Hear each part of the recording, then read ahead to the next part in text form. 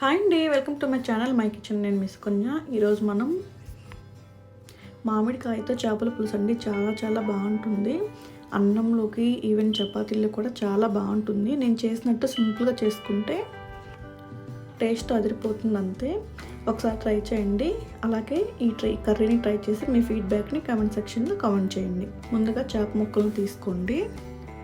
చేప ముక్కలను తీసుకొని మంచిగా క్లీన్ చేసి పెట్టుకోండి. తర్వాత అందులో కొంచెం సాల్ట్ వేసుకోండి. అలాగే కొంచెం పసుపు వేసుకున్నాక మొత్తానికి ముక్కలకంతా పట్టేలాగా బాగా కలుపుకోండి. ఒకసారి వాష్ చేసుకున్నాక 2 టైమ్స్ అలాగే కొంచెం ఉప్పు పసుపు వేసి ఎక్కువ వేయకుండా బాగా క్లీన్ చేసుకోండి. తర్వాత చేపల్ని మంచిగా శుభ్రం చేసుకున్నాక అందులో 1 టేబుల్ స్పూన్ పసుపు, అలాగే 1 టేబుల్ స్పూన్ కారం, అలాగే 1 టేబుల్ స్పూన్ అల్లం వెల్లుల్లి పేస్ట్ వేసుకోండి. అలాగే 1 టేబుల్ స్పూన్ ఆయిల్ వేసుకొని ముక్కలకి మసాలా అంతా పట్టేలాగా బాగా మ్యారినేషన్ చేసుకోండి. అలా మనం కలిపి పెట్టుకుని చేప ముక్కల్ని ఒక 15 మినిట్స్ పక్కన పెట్టేసేయండి. ఈలోపు మసాలా అంతా ముక్కలకి పడుతుంది. తర్వాత ఒక నిమ్మకాయ సైజ్ అంతా చింతపండు తీసుకొని నానబెట్టేసుకోండి. ఇక్కడ ఆల్రెడీ మనము మామిడికాయ వేస్తున్నాం కాబట్టి పులుపు సరిపోతుంది. తర్వాత మీడియం సైజ్ ఒక పెద్ద ఆనియన్ తీసుకొని పేస్ట్ చేసి పెట్టుకోండి. తర్వాత కడాయి తీసుకొని అందులో ఆయిల్ వేయండి. ఆయిల్ మంచిగా కాగాక 1 టేబుల్ స్పూన్ జీలకర్ర వేసుకోండి. అలాగే 1 టేబుల్ స్పూన్ ఆవాలు వేసుకోండి. ఆవాలు కొంచెం చిటపట్లాడాక కొంచెం పసుపు వేసుకోండి. ఇలా వేసుకోవడం వల్ల కూరకి కలర్ వస్తుంది మంచిగా. పసుపు ఇలా వేయడం వల్ల ఆయిల్లో. తర్వాత పసుపు కొంచెం వేగాక మనం పేస్ట్ చేసి పెట్టుకున్న ఆనియన్ పేస్ట్ వేసి పచ్చివాసన వెళ్ళేదాకా బాగా ఫ్రై చేసుకోండి.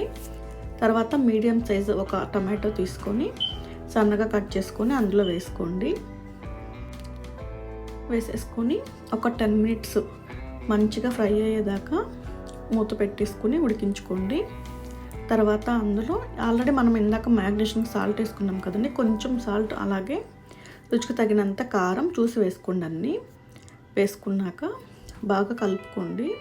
టమాటా ముక్కలుగా కాకుండా కొంచెం గుజ్జులా వచ్చేలాగా ఫ్రై చేసుకోండి.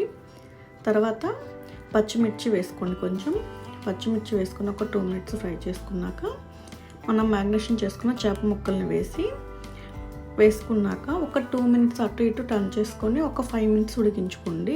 ఎక్కువగా ఉడకాల్సిన అవసరం లేదు. ఒక 2 మినిట్స్ మగ్గించుకున్నాక చేప ముక్కల్ని మనం నానబెట్టుకున్న చింతపండుని వాటర్ లాగా చేసుకొని వేసుకోండి. అలాగే మిగతా మీకు ఎంత పులుసు కావాలో అంత వాటర్ వేసేసుకోండి. కొంచెం వాటర్ వేసుకున్నాక లిడ్ పెట్టి క్లోజ్ చేసి ఒక 10 మినిట్స్ ఉడికించుకున్నాక మ్యాంగో తీసుకొని ముక్కలుగా కట్ చేసుకొని ఇక్కడ నేను చూపిస్తున్నట్టు పెట్టేసుకోండి.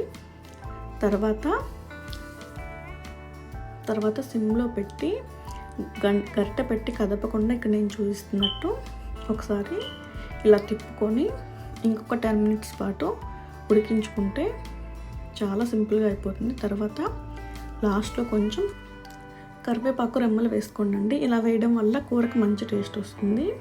కరివేపాకు వేసుకున్నాక ఇంకొక 5 మినిట్స్ ఉడికించుకొని స్టవ్ ఆఫ్ చేసుకోండి. చూసారా, కలర్ఫుల్గా ముక్క కూడా ఎక్కడ విరగకుండా చాలా మంచిగా వచ్చింది.